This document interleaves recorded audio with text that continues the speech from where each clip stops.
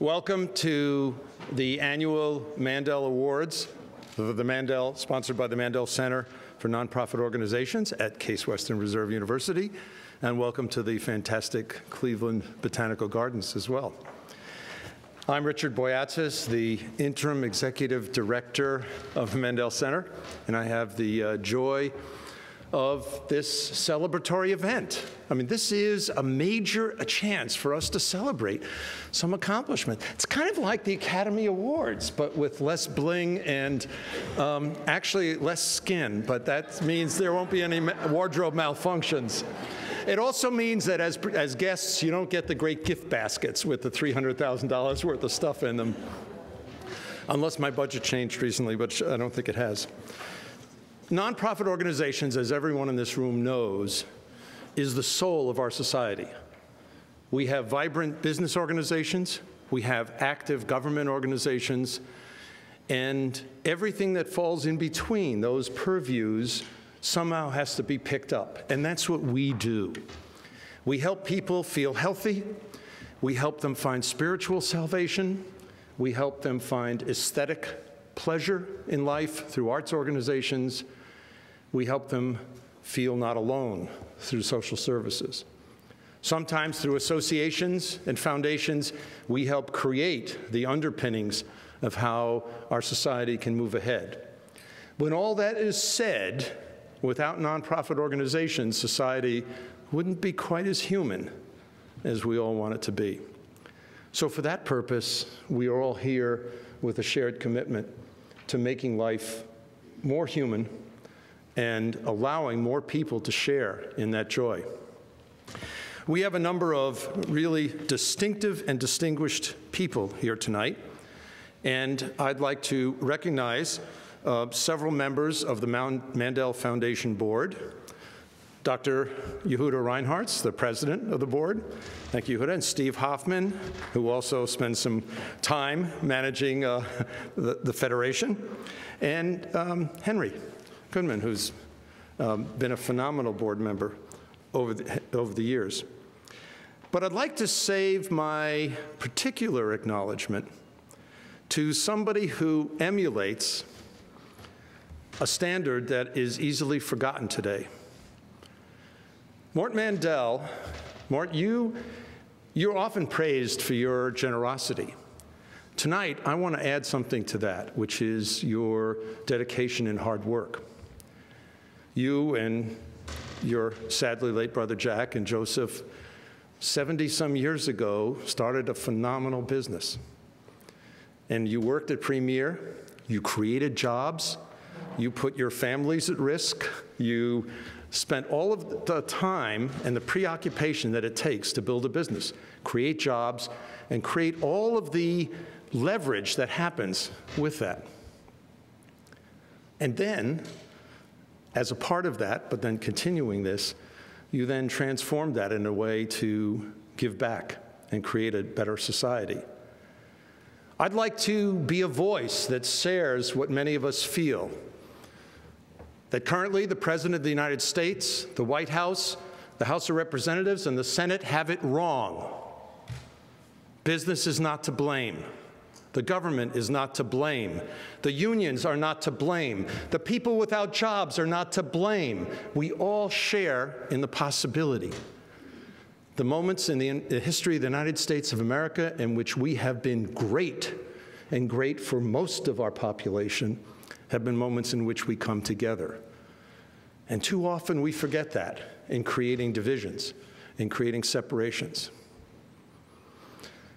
On behalf of your entire family, Mort, I would like to recognize you and your family as real heroes of the American dream.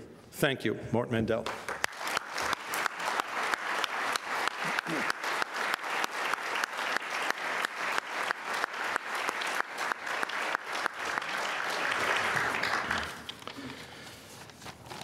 It is also my pleasure to recognize a leader who affects my life on a daily basis, President Barbara Snyder, who is a phenomenal leader of a non-for-profit, a really big one, which is amazingly complex. But let me also add that Barbara, what you've done is to rejuvenate an organization that was in pain.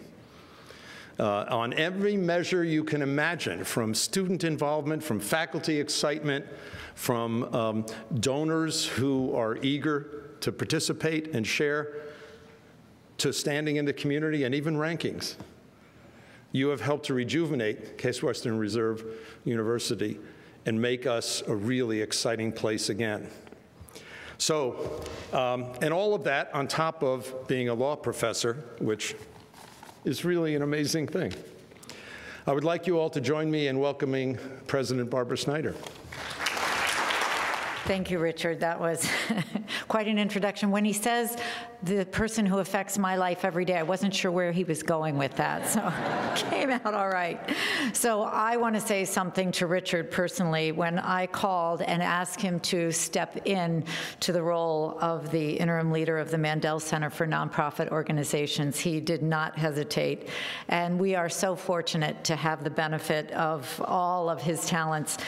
Richard, you've put extraordinary effort into leading the Mandel Center for Nonprofit Organizations for the last several months.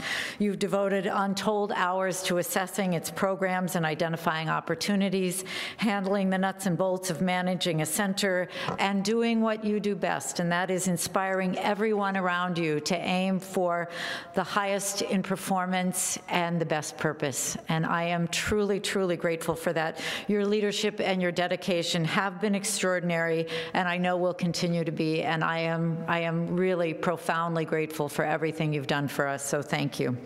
So please join me in thanking Richard Boyatzis.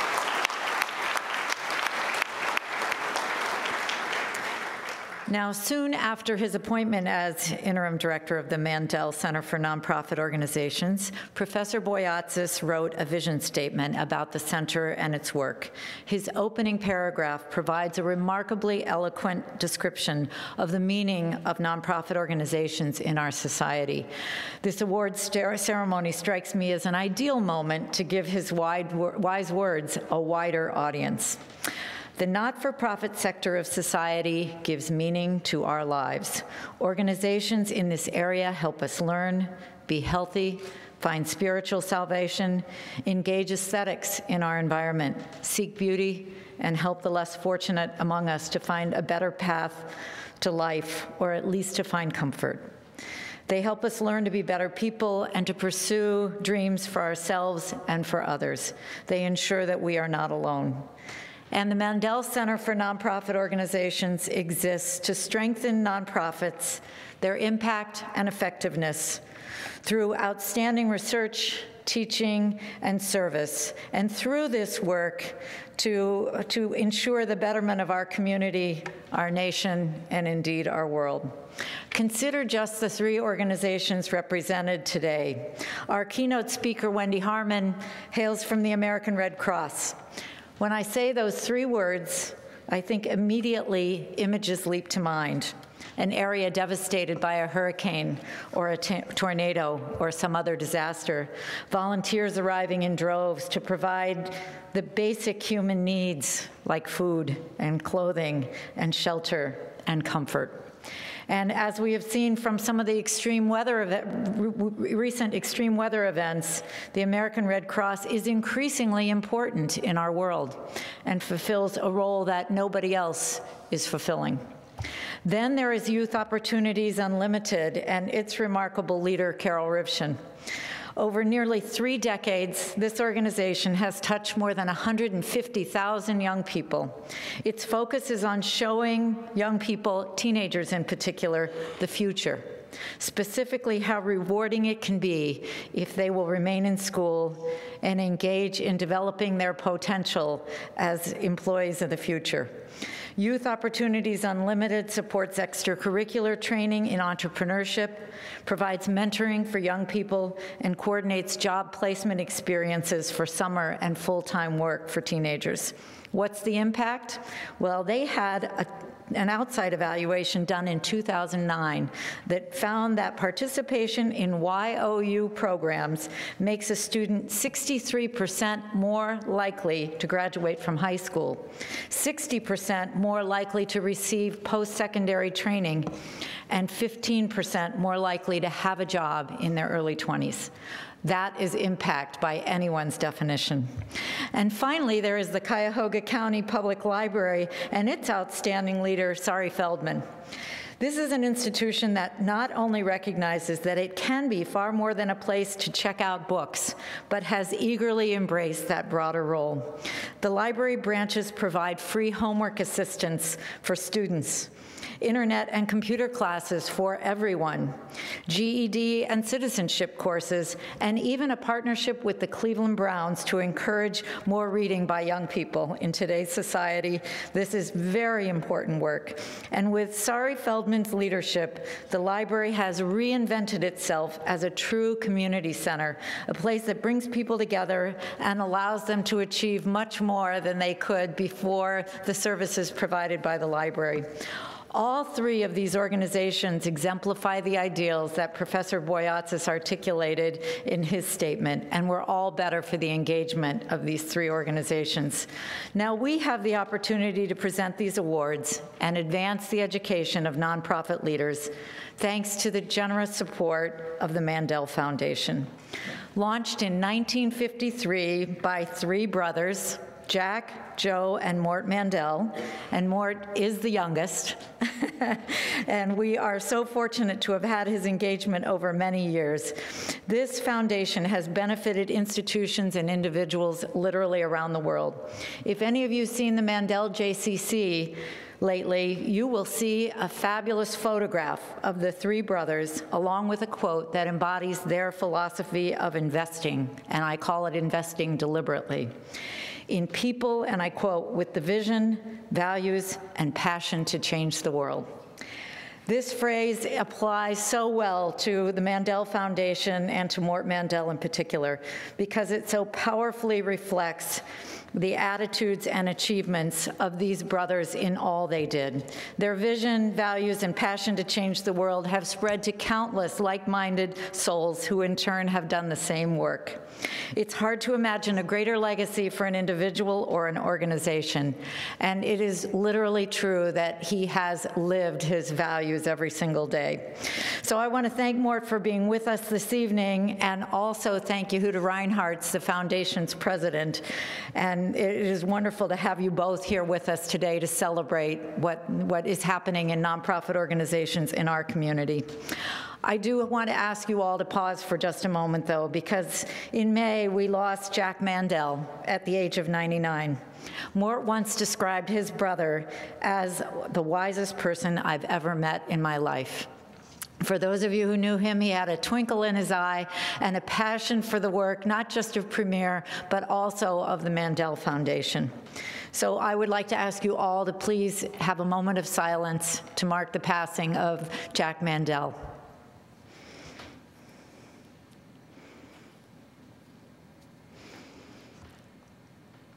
Thank you for helping us remember this remarkable man.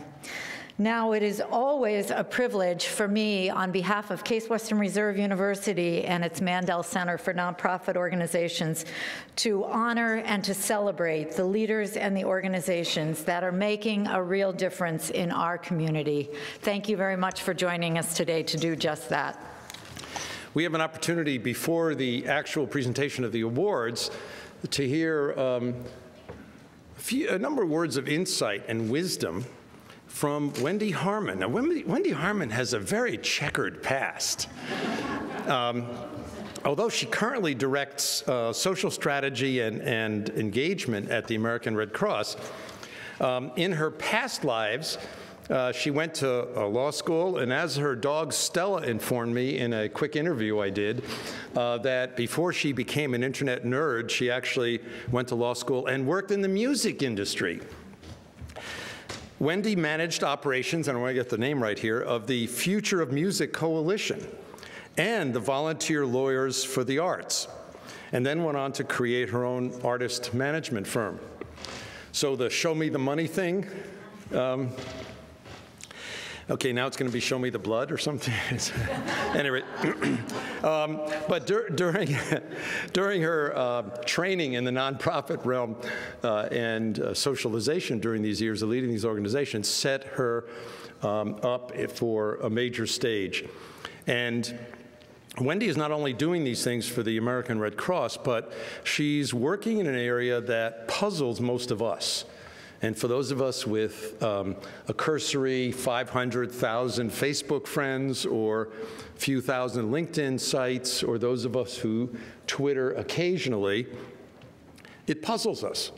And yet, perhaps one of the most potent forces in the world today, as evident in the Arab Spring, is the power of not just the internet, but how we use the internet for communicating.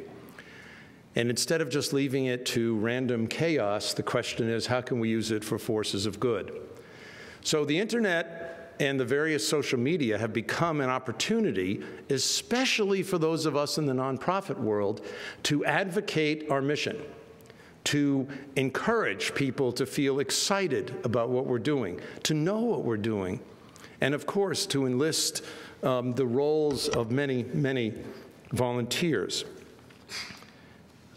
Wendy spent time integrating her work, both of running companies and her former success in English and psychology and law, into focusing on how we can use this new emergent media.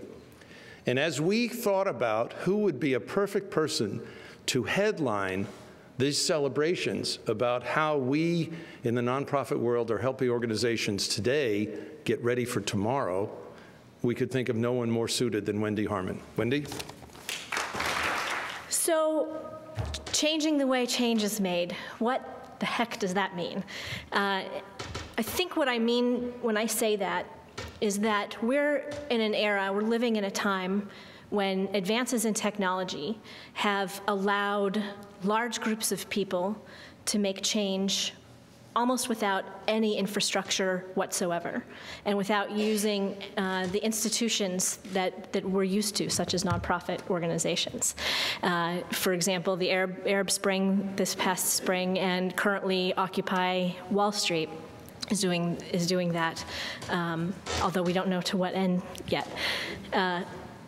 So the question before us is, if that's the case, what is the role of the nonprofit sector in the very near future? And so hopefully I can convince you that there's actually a huge opportunity here, and it's nothing to be threatened about. So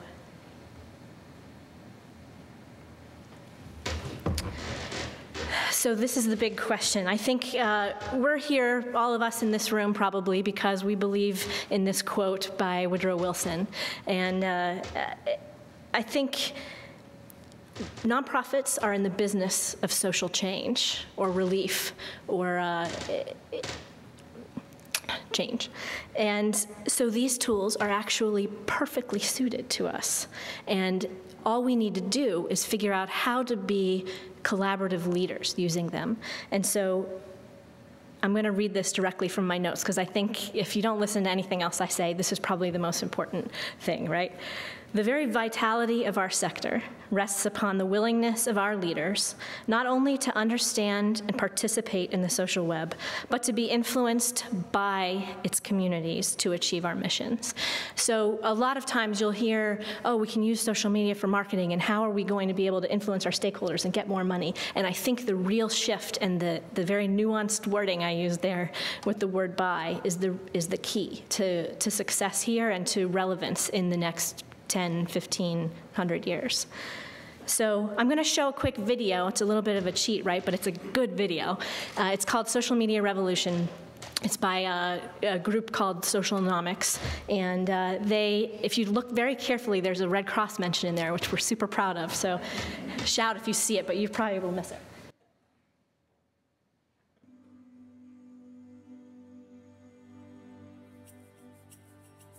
It should give you a good idea of the landscape we're looking at.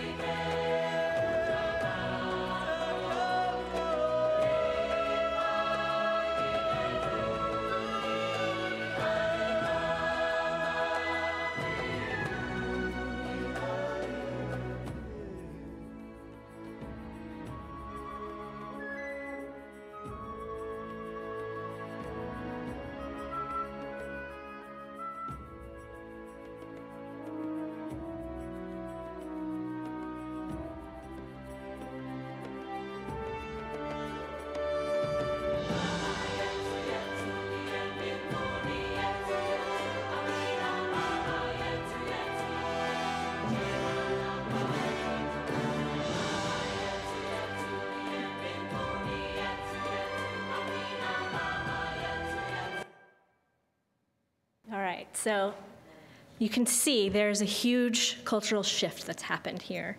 And I argue it's an opportunity, but we have to all recognize that success here depends on our willingness to sort of lift the curtains on the fortresses of our institutions and to embrace this idea of collaborative leadership and empowering people to participate in our missions. So the moral of the story, number one, is the measure of success is how well we lead and empower movements of people to take action. So how do you start to do this? Well, I'll give you a couple of quick examples. I have Red Cross stories to tell because that's where I work. So we are mentioned about 3,000 times a day across social media sites in a steady state. When there's a major disaster like the Japanese earthquake and tsunami, that number goes up to about 150,000 times a day. And my team of 3 people is committed to reading every single one of those mentions. So the first step for us, and I argue for almost anyone trying to navigate their way through this jungle, is to create a culture of listening. And so one thing we do is every single day, this is probably the biggest thing that crossed the tipping point for us internally to alert people that this was an important thing to pay attention to, is that we send a daily social media update. My team cultivates the 15, I call them meatiest mentions every single day, and we send a very old-fashioned email, very widely distributed internally. And that serves a couple of purposes. One, no one can now ignore the fact that there is a conversation happening about how well they're doing their job and what they're doing. And 2,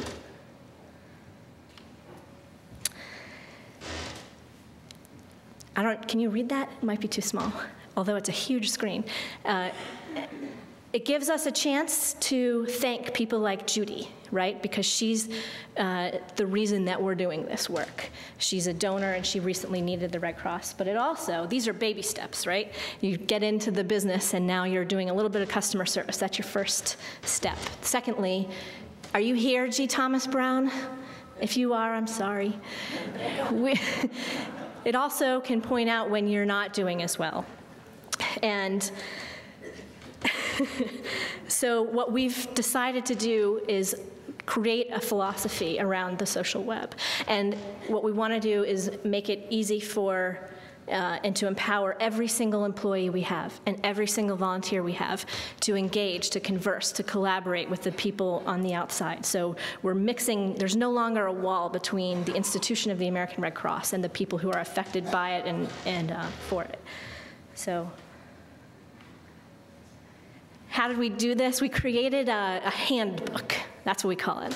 And it's a step-by-step guide to creating a strategy. We have actually online communications guidelines for every employee, every volunteer, so that they feel empowered. When I noticed when we first started this is looking at the daily mentions, almost none of them were from actual Red Crossers because they were scared. So this actually serves as a permission slip to get involved. And so, and the handbook is for our 600 field offices, so they can create strategies that are aligned with our national philosophy, but give them room to be relevant in their local communities. Portland, Oregon is entirely different from Miami, Florida, right? So this has worked very well for us. And moral number 2 of the story, even if you're not mentioned a ton, your issue sure is. And so it's vital that you're a part of this conversation or to your relevance in the future. So the next slide is actually another video. It starts automatically. One of the things we do in steady state is just try to, I call the news every single morning. If there's any mention of anything that might have to do with our mission or issues that we care about, I'll try to turn it into a Facebook post, right? So that we're talking about things that people are already concerned about that day. But when there is a major disaster and the spotlight is on us, and I mean that for us in a very literal sense, but everybody who has a mission has a moment when the awareness is higher for them. And in that moment, the hunger for information is insatiable. So one of the things we do is take right after the Haiti earthquake, for instance.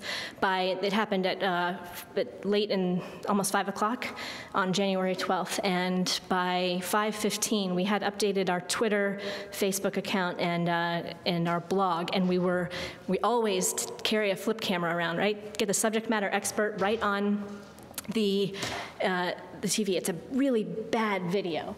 but it just acknowledges that we know there's a disaster. It provides comfort to people. This is Tracy Rains, our Director of International Response Operations Center, and all she's doing is standing in front of somebody who's holding a shaky camera and explaining that we know this has happened. We don't know much more, but we will update you as we go along and tell you everything we know as soon as we know it. And she explains sort of where some of our resources in the area are and what we might be doing.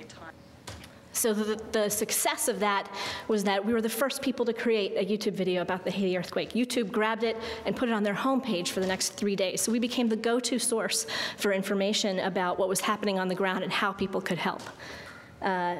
So let's talk about the elephant in the room for just a second, which is that most people think that the internet is all about people living in their parents' basement and making videos about their cats. And that is not untrue. The social web is a silly, silly place. And I think that a lot of nonprofits try to fight that silliness with their very serious missions. And sometimes we found that it's just a little bit better to go with the flow. So I'll give you one example. This is a Greenpeace story. Has anybody heard of Mr. Splashy Pants? No? One person. So Mr. Splashy Pants is a whale, but Greenpeace didn't want him ever. Greenpeace was actually starting a social media campaign. They created a poll to name a humpback whale that was being targeted by Japanese whalers, and so they're trying to raise awareness about the issue of whaling. And on the poll, they had very serious names like Anahi, for meaning immortal in Farsi, right? And several other choices that were very austere. And then there was Mr. Splashy Pants. Obviously, the internet loved the name Mr. Splashy Pants, and you could see them almost immediately start to, these are people who don't know each other, but they pass it from one to another, you know, in small communities until more than 100,000 people across Reddit, across Facebook, across every social media platform had voted for Mr. Splashy Pants because it was fun to do it. And Greenpeace didn't like it, so they won, obviously, the name won, and they said, well, why don't we give the voting another week? And that fueled the fire of the voting competition and the internet, and so they went crazy and definitely won in that next week. And finally, Greenpeace came around, and now they sell merchandise having to do with Mr. Splashy Pants. And they actually met more than 100,000 people who didn't care a lick about whaling to begin with, and now maybe do a little bit. And they were able to start creating those relationships. We have our own story at the Red Cross. Is anybody familiar with it? This past January, my colleague Gloria and I are the only ones with access to the @RedCross Twitter account, and it has a little more than 500,000 followers, so it's a bit intimidating to tweet from there. But one night, she accidentally pressed the wrong button on her Twitter account, and she tweeted, Ryan, who's her fiance, found a 4-pack of Midas Touch. When we drink, we do it right. # getting slizzard. It happened at about 11:40 at night. And you can imagine the delight of Twitter users who saw that. There were several thousand who were very excited that the Red Cross was drunk. And I've seen, this happens, right? It's one of the pitfalls of social media, and people get all scared. There's seminars you can go to, but you can't avoid it. It's just a mistake. And so what I noticed was almost every other company that it happened to acts very stiff and wants to deny it or says, you know, we've been hacked, and I don't know how this happened. And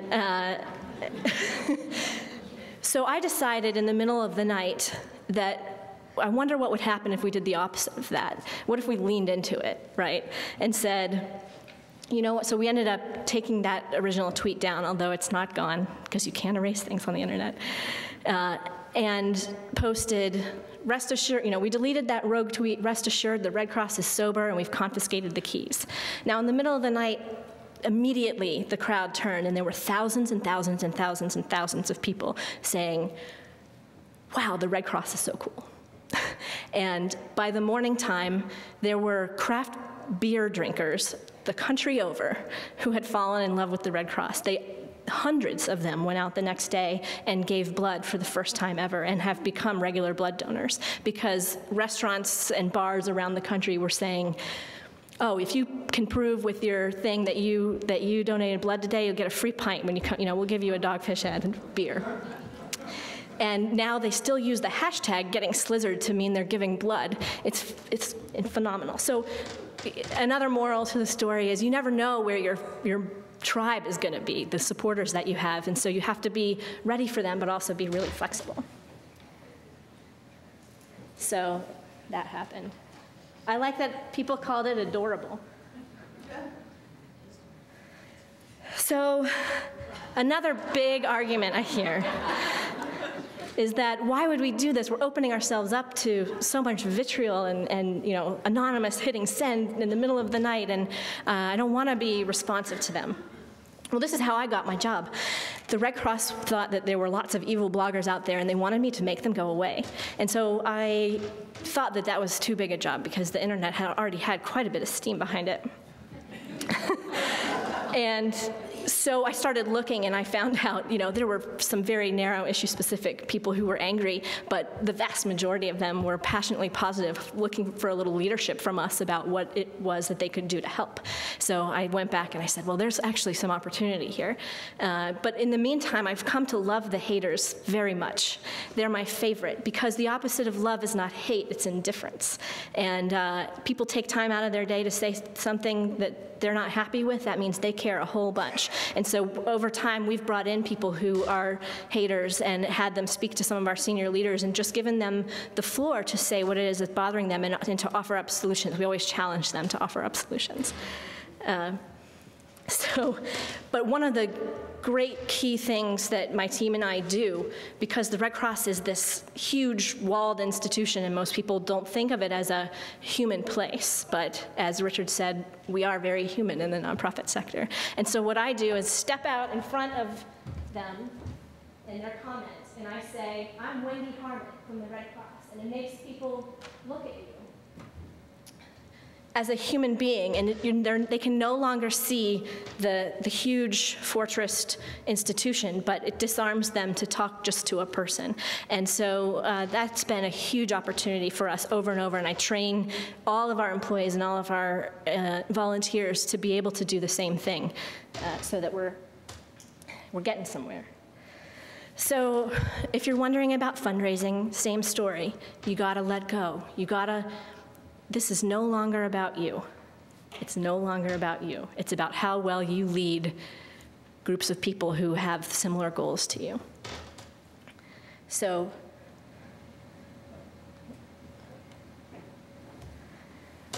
again, on January 12th at 4:53 is when the earthquake in Haiti hit, and I told you a little bit about that before, but by 9:38 that night, we had set up, with the help of the State Department and MGive, this text Haiti to 90999. Did anybody text Haiti?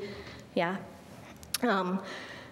That tweet and the accompanying Facebook post that said a very similar thing were the only ways that anyone ever knew that this was an action item to take. But by the 14th of January, 48 hours later, more than 2.3 million people had retweeted that action item. And it had become a cultural movement because it was the right tool and the right thing that people thought that they could do in that moment to help. So it was we never could have predicted that that was going to happen, but we were ready for it when it did. And does anybody know this example from Charity Water? This is fairly recent. This little girl, Rachel, had set up a campaign for her birthday, and she had raised about $220, and she was very tragically killed in a car accident. And people started to collaborate, and the word spread over the internet that this had happened, and she ended up raising $1.2 million, close to $1.3 million. And that's not something that Charity Water ever could have predicted, but the tools were in place to allow that sort of thing to happen, for people to do what they wanted with it. So all of that stuff is really great, right? Fun, silliness, it's valuable, you can do customer service, but I think that the real value of all of this is how well you execute your mission using these tools to stay relevant. I don't think it's about marketing. I don't think it's about raising awareness or anything else. I mean, it is a little, right? You can't avoid that. But in order to be relevant in the 21st century, we've got to figure out how to actually provide direct services using these tools. And so, at least for us in disaster response, we very frequently have, over the last 130 years, thought of the public as a liability. Get out, stay at home, stay out of the way. And these days, they're not a liability at all. They're actually providing quite a bit of valuable resources and help. So this is the first tweet. I showed you that 2.3 million tweets after the earthquake in Haiti. And because we're good listeners, we were able to weed through a lot of that and find tweets like this. And this was the first one of several hundred that I saw that looked like this. And it landed like a thud on my shoulders because we hadn't yet connected what we were doing on Twitter and Facebook with actual disaster response services. And it was impossible to do that during Haiti because we're not in the search and rescue business. But I could see that moment, the moment after seeing this tweet, has become my focus for how we change the business of how we do disaster response in the ensuing year and a half. So what did we do? We did some research and found out that expectations are unbelievably high. So harken back to the video and how much people are spending time on these social sites, right? And then we asked the general public, if you were to post a need on a social media site like the Red Cross's Facebook page, what are your expectations about response? 1/3 of the people expect us not to respond on Facebook within an hour, but to be there helping within an hour. So that is a very unrealistic expectation for us. It's like almost as fast as Domino's can get a pizza to you. So what we're doing is trying to educate the public, trying to educate every emergency manager to know that people are expecting you to be listening on these sites.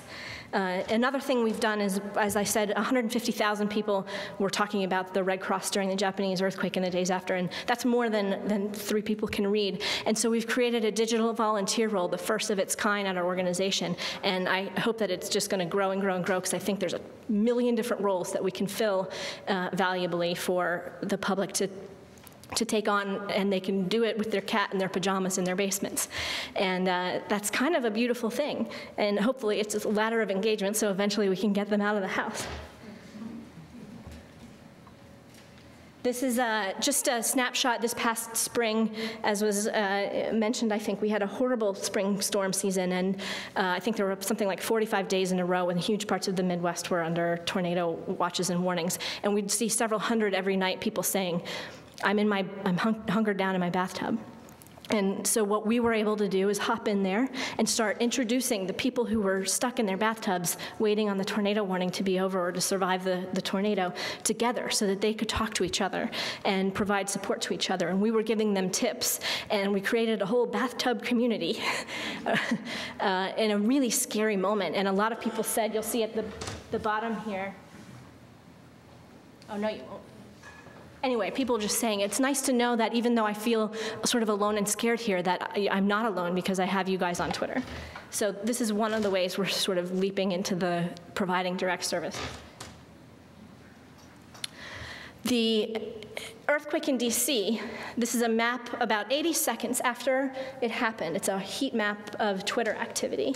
So this is another thing that's popping up all over the place every time something happens, and it's really informing our situational awareness so that we know exactly who cares about the fact that there was just an earthquake in DC and who was affected both emotionally, physically, and in whatever other way. And so we're using maps just like this for almost everything now. In order to, so we've gotten really good at reporting out in real time what it is that the American Red Cross is doing in response, but what we are looking towards in the next several months is how do we anticipate, based on what the crowd is telling us, where to situate our services. So that's it for me. I'm not going to stand in your way anymore of getting awards. Carol, the Queen for a Day. Thank you very, very, very much. Thank you, Wendy, for those terrific remarks. I was having a hard time paying attention because I kept getting tweets on my cell phone over there, so I'm sorry for those interruptions.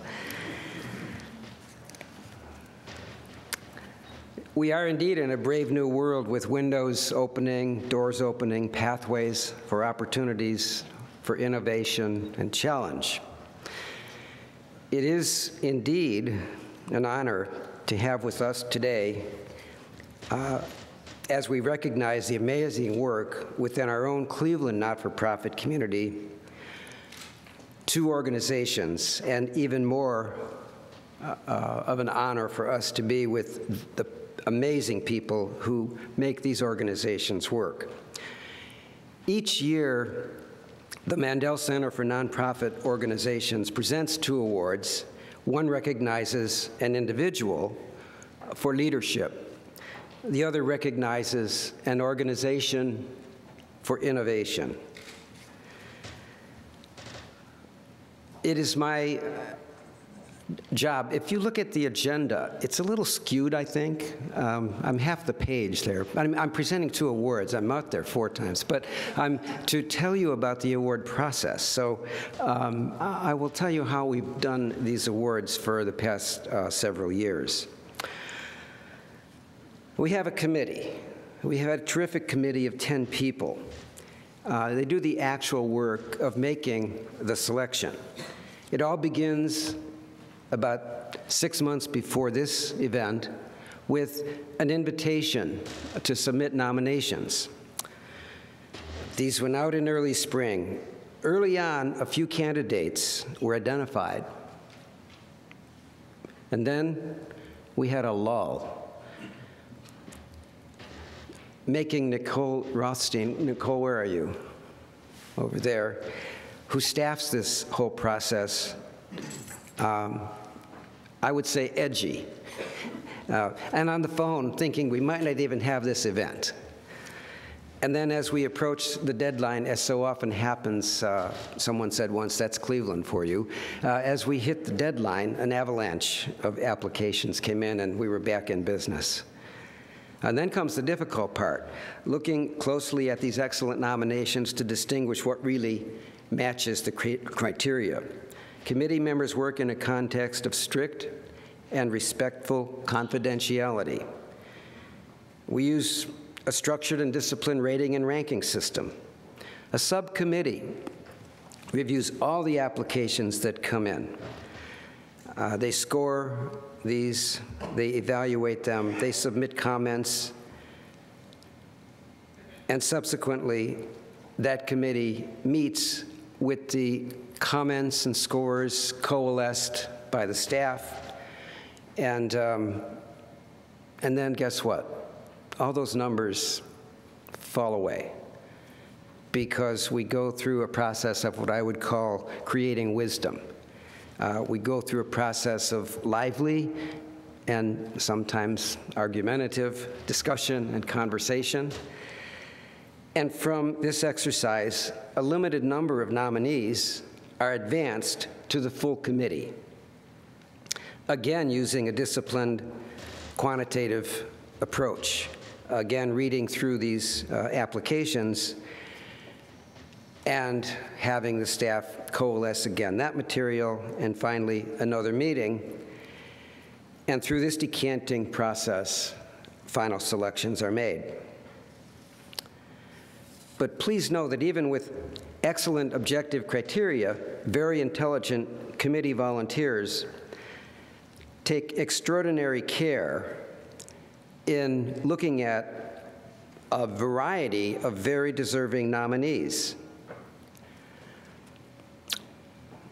It's possible that others could have been selected. Many, many wonderful people came to our attention. It's a privilege to be on that committee, to get to know the insides of all these organizations and the people who manage them. However, our thorough and thoughtful process has led us to the 2 whom we are about to honor here this evening. I think it's worth noting that the committee is comprised of peers, So these are other executive directors, CEOs, presidents from nonprofit organizations, some large, some small, all from the greater Cleveland, northeastern Ohio area.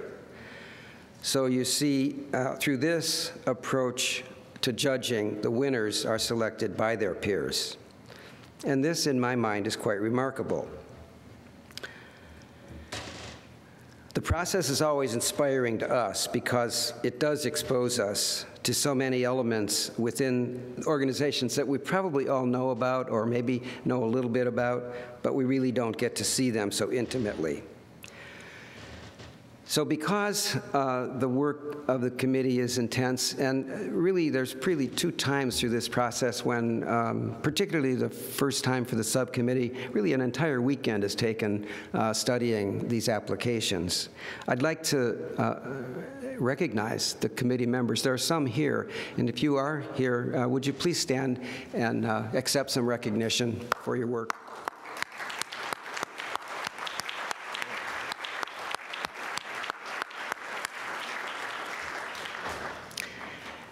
And also, I'd like to acknowledge the work of Nicole Rothstein, Communications Specialist for the Mandel Center for Nonprofit Organizations, and the other staff members of the Mandel School for their excellent support through communications, mailings, emailings, minders, reminders, meeting organization, agenda preparation, arrangements for parking, and meeting follow-up. And all this with patience and a smile. Nicole, thanks so much.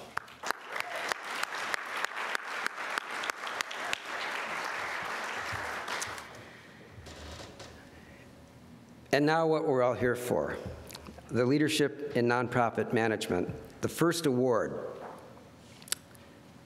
The comprehensive criteria, which I was just mentioning for this nomination, embraces a full spectrum of variables that we look at. First, a record of visionary leadership that includes documented achievements. Services, a nonprofit management role model demonstrating an excellence in service provision and the highest standards of ethics individually and for the organization itself. Creativity, innovation, and entrepreneurship, demonstrated by the candidate's ability to identify and address core organization issues, including shaping of public opinion and debate. 4, leadership, fostering interaction among staff, among volunteers, and within the community. And 5, commitment to the principles and skills associated with excellence in management. And for this award, we have selected Carol Rivchun, President of Youth Opportunities Unlimited.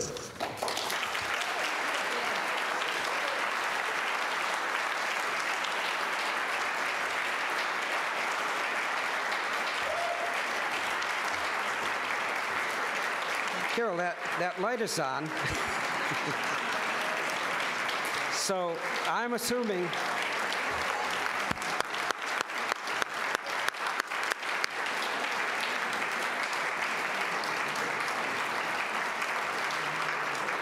now, is that going out to the world? Is that going out to the world as we speak? So you've got one success story here already tonight. But I'm not going to turn this over to you yet. Okay. Is that all right? That's fine. Okay, because I'm in charge right now. But not for long. No, I don't want you leaving. No, I'm not going to leave. I'm just going to keep the camera back on again. I'm very lonely up here. So I'm going to share with you a collage of materials from the nominating material. Is that all right? Sure, okay. Carol convinced me that my passion for helping youth succeed, especially inner city kids, was one of the greatest importance, despite the fact that I didn't know a lot of people in Cleveland yet, and was thus limited in my fundraising possibilities. You know who wrote that? Neville Arjani, Finley Davies, somebody that you know, submitted a letter. I took that out of the letter. Since 1982, you has served over 150,000 young people. It says, we help youth escape poverty in a most direct possible way through education and a career. We mentor youth so they stay in high school and earn a diploma. We help youth explore career paths for the future. We encourage them to get as much education as possible, and we help them through the process of applying to college and obtaining the financial aid that they need to attend. Our mission is to empower youth, disadvantaged youth born into poverty, to succeed in school, in the workplace, and in life. In 1999, an independent evaluation found that you was perceived as a dying organization. No visibility, no fundraising processes, poor relationship with the Cleveland Metropolitan School District, excess dependence on government contracts. How long have you been with you? 12 years. 12 years. Interesting. Today, we know of the Phoenix-like ascendance, a transformed board, a strategic plan, continuous improvement, meeting agenda focuses on what's working, what can we do better, community leadership recognition, significant engagement with the business community, intensive partnering with Cleveland Public Library and the Cleveland Clinic, fostering a culture of transparency, aligning agency goals with community goals. Carol assured that youth played a significant role in the evolution of MyCom, which is a network that aims to give every youth opportunity for happy, productive futures. MyCom makes it easy to find supportive people close to home. Carol encourages her staff to participate in community organizations other than YOU. I'll use both. She oversaw the integration of two other organizations with you. One, the Jobs Corps for America Graduates Affiliate. The other is eCity, also serving at-risk youth, focusing on entrepreneurship. This is from another letter, and it relates to that latter item. I don't know how many of you in your lives and organizations or looking at organizations have been involved directly with or peripheral to mergers, but they can be painful, messy, and they can go wrong. I don't know Maureen Molenkamp. Is she here? So you wrote a letter, and it said, I think one of the best examples of Carol's unselfish leadership became evident as part of our recent merger with eCity. When the Cleveland Foundation asked a local nonprofit community to consider consolidation amongst its many charities, Carol had you step up to the plate. When eCity was identified as a possible business partner, Carol put the kids and the community first. She stated early and often that if the leadership of the proposed joint organization would be better served by someone other than her, she would step aside. She never once considered what was best for her, but instead what was best for you, for eCity, and for our kids. In addition to her leadership with you, Carol has extended herself to the entire community. She is now serving as president of United Way's Council of Agency Executives. And we're happy to have Mr. Michael Benz, the CEO of United Way, Cleveland United Way, with us here this evening. So you probably have a close relationship, periodically talking from time to time about all of us, the other agencies here. He's my landlord. He's your landlord, too, okay. And I think the Mandels had a hand in that building as well, so thank you for that.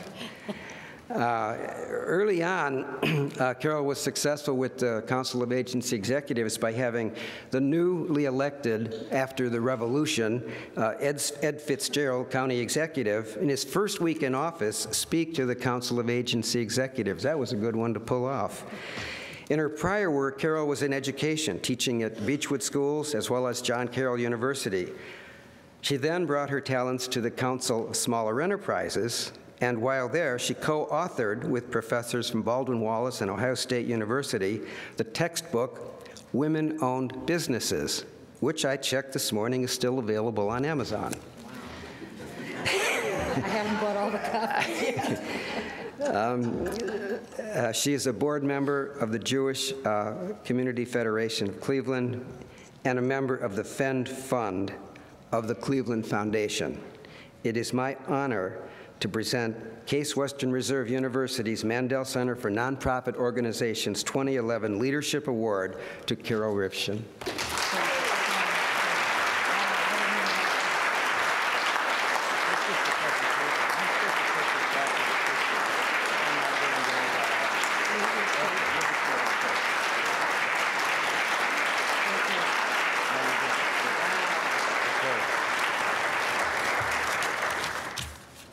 Wow.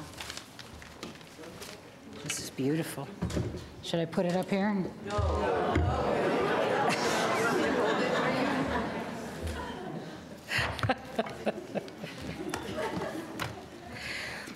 I want to apologize for this, but you have to understand. Oh, thank you. Thank you. Okay. That I figure I'm not going to get a crowd like this again unless when I'm dead, you know. I won't be there, so I figured I got to get it now. This award means so much to me. We all need feedback. And this is feedback from the nonprofit community, from the leaders, and from the Mandel School. This is my Lifetime Achievement Award, and I really wanted this award. It means so much to me. There's really nothing more that I'd like to win except maybe the Nobel Peace Prize. That's it. It's a great time for nonprofit organizations, okay? A generation ago, maybe 2 generations ago, a nonprofit was a worthwhile project, possibly run by volunteers and possibly a retired business leader. And you see that today we have awesome professionalism and major players in the national scene, major thinkers, major thought leaders. We are a profession. And thanks to the Mandel family, we have an internationally respected professional school in Cleveland. And Cleveland deserves this. We have some of the leading nonprofits in America. 2, the United Way, Jewish Community Federation. Creating and building a profession takes more than a decade. It takes centuries. Think of medicine. How many centuries did it take to get to the heights of professionalism today that we have in medicine? Or acting. Acting is a profession. Remember when, during Shakespeare's time, what people thought of actors? And now, look at actors. Well, maybe not. Maybe we better not go there. We're a young profession, okay? And no matter how little money it feels like we have today, there will be a long and excellent future for nonprofit organizations ahead of us. Think of the research, the publications, the thought leading. There's more thinking, there are more improvements than ever before. Now, we probably have to change the name. I think that it would be better if we didn't have a name that focused on what we're not. It would be good if we could focus on what we are. I think the name circulating right now, I like a lot, which is social venture. It sounds exciting, sounds entrepreneurial.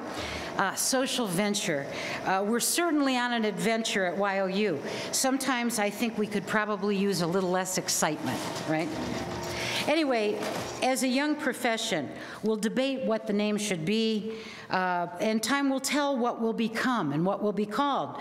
But make no mistake, we are growing and learning and becoming more empowered day by day. You young nonprofit leaders who are here, don't worry, we will die someday and there will be room for you.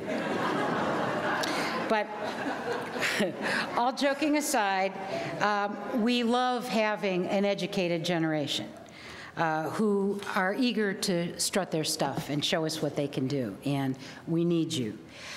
I dream of the day, maybe it's 20 years from now, maybe it's 50 years from now, that when you want to invest dollars, you invest in the New York Stock Exchange. If you want to make change, you invest in the social stock market. Our stock goes up or down depending on the cost per client versus the outcomes ratio. That's professionalism. And I pray that we should be so glamorous as that. For today, I want to enjoy this moment, and I wanted you to be here so much, every one of you, because you are a part of me, and I am a part of you. If it weren't for you, my family, if it weren't you, the mighty YOU staff, if it wasn't for you, my friends, my loved ones, if it wasn't for the YOU board, if it wasn't for our volunteers, if it wasn't for my peers, for our supporters, if it wasn't for you, I wouldn't be who I am. And we wouldn't be, YOU wouldn't be what YOU is today. And the kids of YOU wouldn't have what they have today. And God willing, I hope that they're going to have more tomorrow. What is our life about anyway? I think that every one of us is trying to make a difference. We each have our own way of making a difference. You see, about social media, it's that we don't want to be alone. We don't want to think that we're alone. We are all a part of something, and we are constantly reaching out. And sometimes when I think about trying to make it a better world, I become overwhelmed that making it a better world, it's just too overwhelming to me. It's not understandable. For me, I am inspired by understanding the big picture and to understand exactly what I can do to make it a better world. And I think that all nonprofit organizations have ever been really are a way to be more understandable, that together we can try to make a difference. We can do something bigger than ourselves, and maybe better. I'm still amazed and astounded when I participate in a meeting, and as a group, we make a better decision and come out with better ideas than we do when we're individuals. Every YOU Finance Committee, every YOU Staff Summit, I am constantly amazed at how, as a group, we do better than we do as individuals. I know that Cleveland, Ohio is not a cathedral, but it helps me to think of Cleveland as a great and glorious cathedral. YOU's part is to help the youth of tomorrow be a motivated workforce. And it's my pleasure and my honor to be a foreman working on this cathedral. My job is to remind you, whether you're digging a hole or doing social media or speaking from the pulpit, that we are all motivated by the common vision of what this mighty and glorious cathedral could be. So let me close with one of my favorite quotes that I think says it all for all of us here today. It's by Reinhold Niebuhr. "Nothing that is worth doing can be achieved in one lifetime. Therefore, we must be saved by hope. Nothing that is true or beautiful or good makes complete sense in the immediate context of history. Therefore, we must be saved by faith. Nothing we do, however virtuous, can be accomplished alone. Therefore, we must be saved by love." Thank you.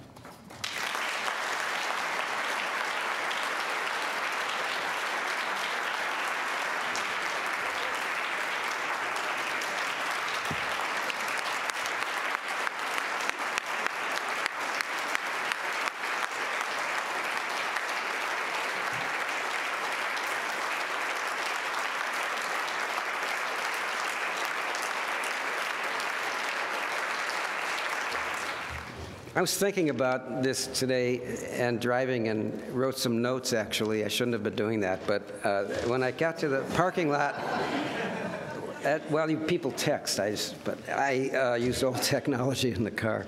So I got down to the parking lot and I wrote this out, and it really, I think, fits with your remarks, Dr. Boyatzis. So Because over the years that I've been in nonprofit work, there have been questions about, are we filling gaps that ought to be taken care of some other way? So I thought, nonprofit organizations do not exist due to the flaws or chinks in the market economy, which simply has not yet figured out how to monetize their activities.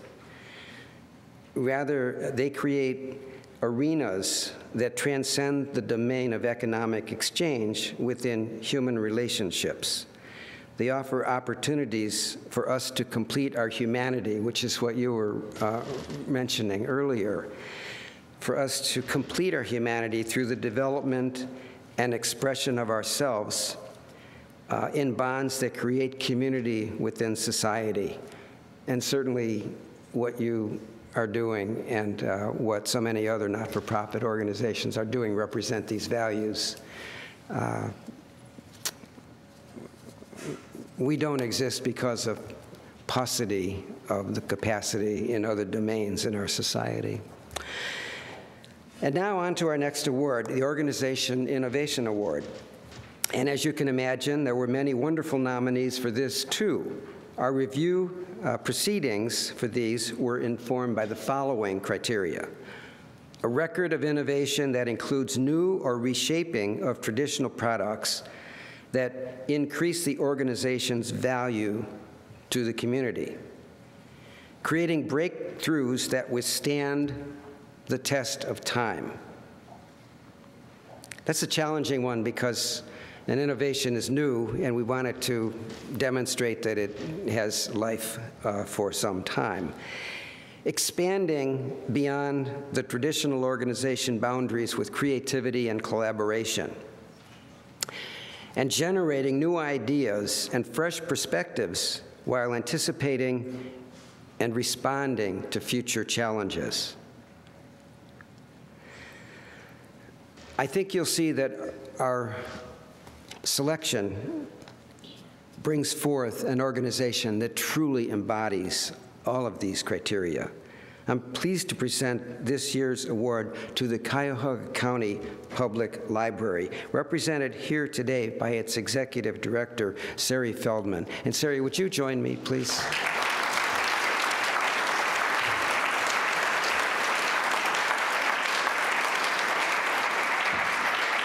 Congratulations to you. And I'm going to make some comments here while you're here. Yeah, that's right. Smiling. Just keep me company. I said I get lonely up here. Cuyahoga County Public Library's mission the library will be at the center of community life by providing an environment where reading, lifelong learning, and civic engagement thrive. Its vision, you probably know this by heart. The library will support initiatives and efforts that impact the quality of life for all of Cuyahoga County. We will be the most convenient public library in the nation and be known for the quality of our customer service. Our branches and website will be centers of excellence and serve as gathering places. Through innovative services and collaborations, we will satisfy our community's needs and exceed expectations. Our staff will reflect the diversity of our communities and promote and create accessible, friendly environments. This library has received very significant recognition for its endeavors. Here are just a few. Named one of America's star libraries in Library Journal for 2 consecutive years, it was ranked highest in its category and first in the nation. One of the criteria for this award was internet use. Seems to be a theme tonight, huh? Named #1 library in the nation by the prestigious Hennon American Public Library Index, a rating among libraries serving populations of more than 500,000. It has won this award 4 times in about as many years. In 2010, it also received the Initiatives Award from the Urban Libraries Council for its use of technology within the library, notably the Renew by Text service.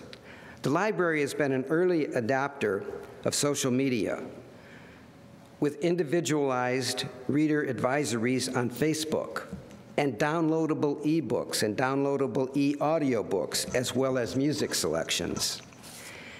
It's the first library in the United States to offer patrons the ability to receive text messages on available materials and informing them of due dates. It's also the first library in the nation to offer free smartphone apps for checking out items, searching for material, reading reviews, accessing cardholder accounts, reviewing items, text questioning 24/7, and it has forged an amazing and impressive array of local community partners, including, I don't have the whole list here because there's a close to this program tonight, the Cleveland Museum of Natural History, the Cleveland Museum of Art, the Cleveland Indians, and as you heard earlier from Dr. Snyder, the Cleveland Browns, the Cleveland Playhouse, the Rock and Roll Hall of Fame and Museum, Playhouse Square, Great Lakes Science Center, Cleveland International Film Festival, Cleveland Metro Park Zoo, Western Reserve Historical Society, Cuyahoga County Community College, Huntington National Bank has a program with the bank called Money Matters that helps adults, teens, and children understand financial matters. And what's this institution? Case Western Reserve University. Connect Ohio, Every Citizen Online, teaching computer skills. Various program innovations also abound within the organization. Some examples are Help Me Grow, serving parents of newborns, infants, and toddlers. It has developed a kindergarten kids fostering early childhood literacy program. It offers a program called Homework Centers, involving local universities, Baldwin-Wallace, Cleveland State University, John Carroll University. This has served over 14,500 students from 117 schools. From this, 89% of participants have demonstrated an improvement in their grades. By the way, this program represents the library's first innovation award, which was bestowed upon the library by the Ohio Library Council in 2004. And in the area of process improvement, it adopted a floating materials collection practice under which items may remain at the branch to which they are returned. This is not trivial. In my mind, this represents amazing, innovative thinking within an organization because you're looking at practices that have existed all the time, and you're saying, how can we do this differently? And so the material returns to a library branch, stays there. This increases availability, reduces delivery loads, saves staff time, reduces energy costs, and it's a win-win all around. Now here's a refreshing innovation. This is a quote from the organization itself. While much of our innovation would not be possible without adequate funding, the real source of success emerges from big ideas rather than from big budgets. Please know that this organization is alive, well, and thriving. Age does not diminish the capacity for boldness, nor the spirit that fosters renewal. The birthday of the Cuyahoga County Public Library is March 4th, 1924. It's now my honor to present the Case Western Reserve University's Mandel Center for Nonprofit Organizations Organizational Innovation Award for 2011 to the Cuyahoga County Public Library.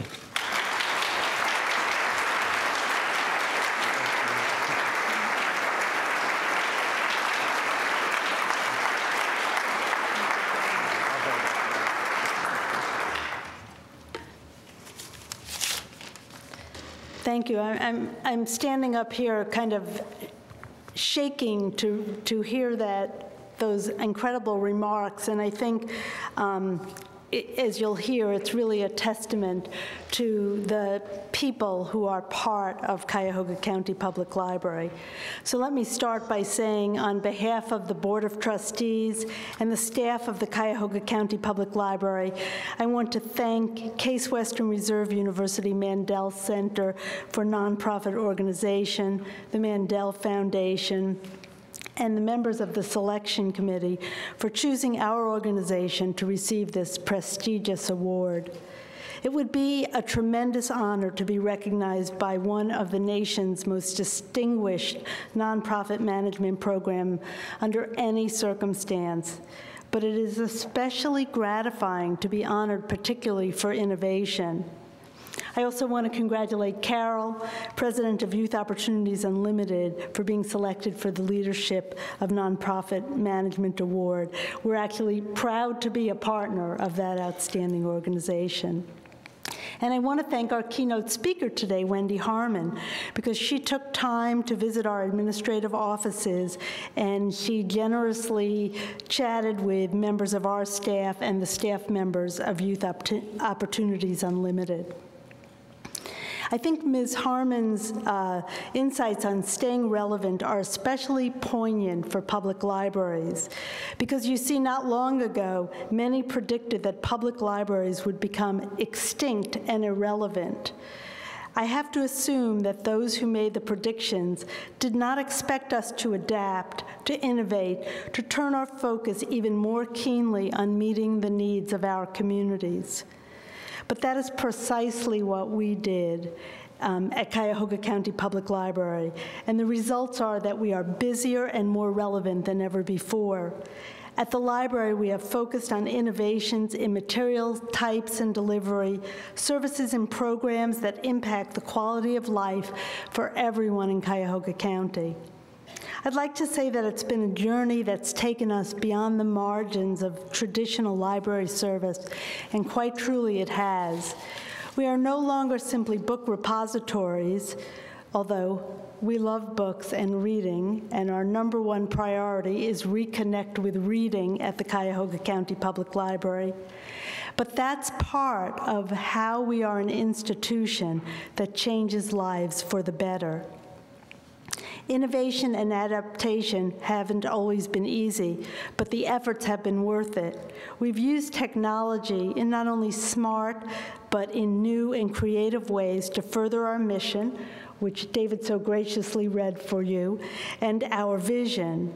And innovation comes from being a vital partner in the community, redefining access to services and creating buildings that can deliver 21st century information and learning. I'd like to take this opportunity to recognize the work of our outstanding volunteer Board of Trustees, many of whom are here today. Their dedication and passion for the library's mission, vision, and priorities has been truly inspirational to me personally. I also want to recognize our Volunteer Foundation Board. The foundation has enriched our institution not only through fundraising efforts, but through the new relationships they have helped us establish in this community. The fact is that Cuyahoga County Public Library simply could not innovate without our boards. Their support and their deep belief that libraries can change lives are critical to our success. Thank you all. It's a pleasure to be your executive director. I would also like to thank our executive and administrative teams, many who are also here today. These dedicated and creative professionals are constantly thinking of new ways to meet our customer needs better and more efficiently, and their hard work is the reason we are consistently ranked among the nation's best and busiest library systems. I just want to say, would you join me in applauding all these people that make us great?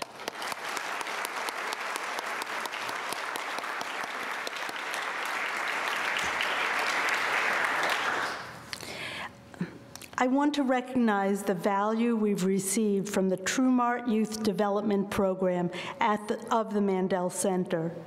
The training that our staff has experienced here is an example of how Cuyahoga County Public Library enables its best assets, our staff, to learn from the most knowledgeable in the field to design best practice programs to meet the needs of our customers. Our youth programs have been recreated and reinvigorated to ensure that youth have every opportunity to achieve their fullest potential. Our staff has also benefited from the leadership programs at the Mandel Center as we work to create a more innovative, sustainable, and resilient organization. Great libraries require the care and commitment of many. This award simply would not be possible without the incredible support that Cuyahoga County Public Library receives from the residents of Cuyahoga County, all those many thousands who come to us for educational support, lifelong learning opportunities, technology, and civic engagement. We innovate not for the sake of innovation, but to ensure that we are returning customer support with the library that they need and the library that they want. Our community deserves no less. Thank you very much for this great honor. When we celebrate these kind of outstanding accomplishments, when we share in the deep satisfaction and the joy of innovation, something happens neurologically. Actually, we activate the posterior cingulate cortex and the nucleus accumbens. Oops, wrong lecture. Sorry. No, but seriously, what my work is involved in, my research work, is to show how there are these moments in life in which we literally enable our bodies to rebuild themselves. It is through this act of experience hope. It is through the acts of compassion. It is through the acts of being mindful of one's deeper passions and the humanity of which we're all a part of that we literally rebuild our bodies. But the magical part of it is we start to feel excited.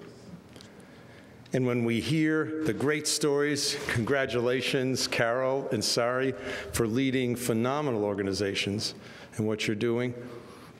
Wendy, again, thanks for your kind of mind-boggling insights.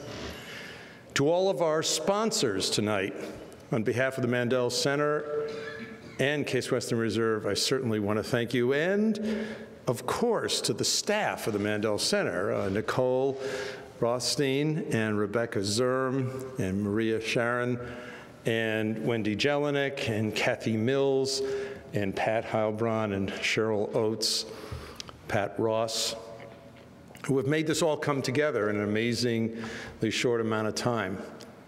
Again, to the insight, Steve, of not just the Jewish Federation, but also your participation on the board of the Mandel Foundation, and Henry, your lifelong process of doing it, and Yehuda, to the kinds of new ground you're breaking with the Mandel Foundation. And last of all, Mort, to you, Barbara, Joseph, to Jack, and to all of that deep felt commitment. When we feel it, it spreads. It's infectious. It's called emotional contagion. It happens in milliseconds. And we start to experience that which you've gotten a taste of tonight. And as you spread it, in Wendy's terms, if each one of you will go home and tweet 10 people, by tomorrow this time, we'll have reached 10 million. But it is through that process that we will find in our families, by sharing this excitement, we infect them with compassion, hope, and mindfulness in our communities, in our organizations. We can do things together we never thought before were possible. Thank you, good night, and God bless.